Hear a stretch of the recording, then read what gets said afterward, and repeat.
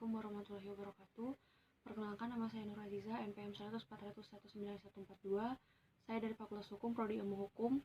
Di sini saya akan mempresentasikan hasil penelitian saya yang berjudul Dasar Pertimbangan Hakim dalam menjatuhkan sanksi pidana dalam perkara tindak pidana kehutanan studi kasus putusan nomor 171/Pit-B/LH/2020/PN Penelitian ini dilakukan di bawah bimbingan Profesor Dr. Haji Deravena, SHMH. Adapun latar belakang dari penelitian ini, yang pertama adanya keterkaitan antara hutan dan masyarakat, maka segala kegiatan pemanfaatan sumber daya alam hutan perlu dilakukan sesuai dengan fungsi hutan, sehingga kondisi hutan tetap bisa terjaga, serta sumber daya hutan bisa dimanfaatkan dalam jangka waktu yang lebih lama. Yang kedua, melakukan kegiatan penebangan pohon dan menggunakan hasil hutan dari kawasan hutan tanpa memiliki izin yang sesuai dengan izin pemanfaatan hutan merupakan perbuatan yang dilarang dan merupakan tindak pidana kehutanan. Adapun kasus tindak pidana kehutanan yaitu putusan nomor 171/Pit-B/LH/2020/PN bahwa terdakwa dinyatakan terbukti bersalah dengan sengaja melakukan, menyuruh melakukan, dan turut serta membawa alat-alat yang lazim digunakan untuk menebang, memotong, atau membelah pohon di dalam kawasan hutan tanpa izin dari pejabat yang berwenang, sebagaimana diatur pada pasal 84 ayat 1 Undang-Undang Nomor 18 Tahun 2013 tentang pencegahan dan pemberantasan perusakan hutan. Meskipun kedua terdakwa telah terbukti melakukan penebangan pohon tanpa izin berdasarkan alat bukti yang ada di persidangan. Identifikasi masalah dari penelitian ini, yang pertama, bagaimana proses pembuktian dalam perkara sehingga hakim memberikan putusan dalam perkara tindak pidana kehutanan dikaitkan dengan kepastian hukum. Yang kedua, bagaimana pertimbangan hakim dalam menjatuhkan putusan dalam perkara tindak pidana kehutanan dikaitkan dengan kepastian hukum. Pendekatan yang digunakan dalam penelitian ini yaitu yuridis normatif, teknik pengumpulan data, penelitian kepustakaan, spesifikasi penelitian, deskriptif analitis, dan analisis data secara kualitatif. Masuk kepada poin pembahasan yang pertama, yaitu proses pembuktian dalam perkara sehingga hakim memberikan putusan dalam perkara tindak pidana kehutanan dihubungkan dengan kepastian hukum. Dalam proses pembuktian tindak pidana perkara putusan nomor 171/Pit-B/2020/PN terhadap terdakwa Sarkandi bin Sudirman dan terhadap terdakwa Supardi bin Bakri, penuntut umum mengajukan 5 orang saksi, yaitu sebagai berikut. Di dalam pengambilan keterangan saksi ini telah memenuhi syarat formil dan material. Terhadap keterangan para saksi, para terdakwa memberikan keterangan bahwa membenarkan keterangan tersebut.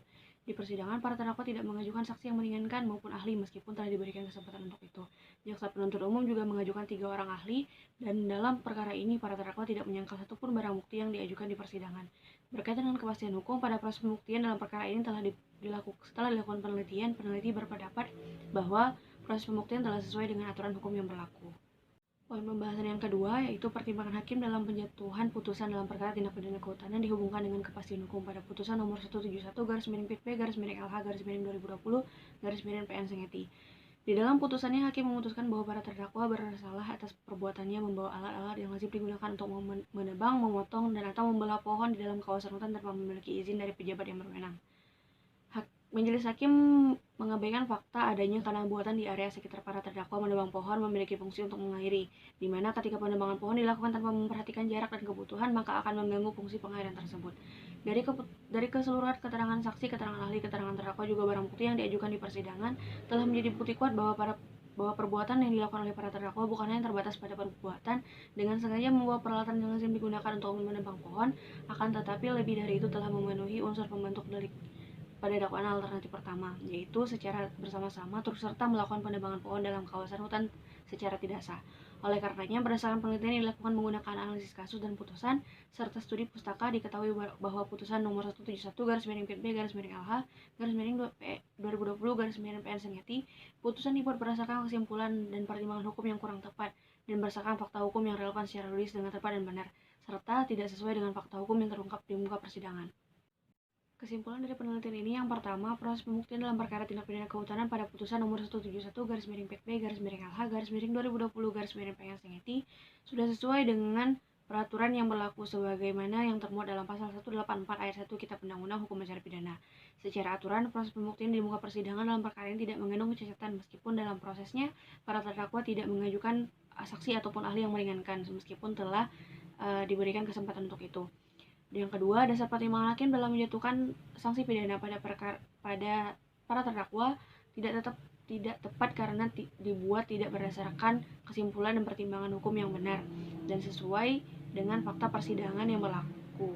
Majelis hakim yang pada kesimpulannya berpendapat bahwa para terdakwa layak dijatuhi pidana penjara karena dengan sengaja membawa peralatan yang lazim digunakan untuk menebang pohon di dalam kawasan hutan tanpa izin pejabat yang berwenang. Akan tetapi, pada proses pembuktian telah didapati bukti-bukti yang kuat bahwa para terdakwa lebih dari itu telah memenuhi unsur pembentuk delik pada dakwaan alternatif pertama, yaitu melanggar pasal 82 ayat 1 huruf C Undang-Undang Nomor 18 tahun 2013 tentang pencegahan dan pemberantasan perusakan hutan, junto pasal 55 ayat 1 ke 1 Kitab Undang-Undang Hukum Pidana, yaitu secara bersama-sama turut serta melakukan penebangan pohon dalam kawasan hutan secara tidak sah. Saran yang dapat diberikan berdasarkan penelitian ini, yang pertama, proses pembuktian adalah bagian terpenting dalam proses persidangan. Sebab tanpa adanya alat bukti, seseorang tidak dapat dinyatakan bersalah. Proses pembuktian yang telah sesuai dengan ketentuan yang berlaku seharusnya mampu membuat hakim memiliki dasar pertimbangan yang sangat kuat terhadap putusan yang akan diberikan kepada terdakwa. Yang kedua, majelis hakim Pengadilan Negeri Sengketi sebagai pihak yang memiliki kewenangan untuk memeriksa dan mengadili perkara ini harus benar-benar yakin dengan putusannya. Keyakinan tersebut dibuat berdasarkan pertimbangan setelah adanya proses pembuktian terhadap perbuatan tindak pidana yang dilakukan oleh para terdakwa. Adanya fakta-fakta yang terungkap di muka persidangan harus dipertimbangkan secara lebih teliti dan secepat mungkin sesuai dengan perundang-undangan yang memiliki keterkaitan dengan perkara ini. Sekian yang dapat saya sampaikan. Saya akhiri. Wassalamualaikum warahmatullahi wabarakatuh.